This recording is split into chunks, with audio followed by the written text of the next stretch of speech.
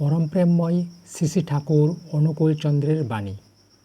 ইষ্টের জন্য নিজের দেহ, মন, প্রাণ, অর্থ, সামর্থ্য, সময় বিলকুল সঁপে দিতে হয়।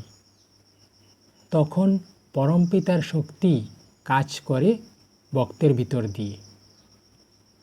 পরমপ্রেমময় শ্রী শ্রী ঠাকুর অনুকূলচন্দ্র, 23/2/1949।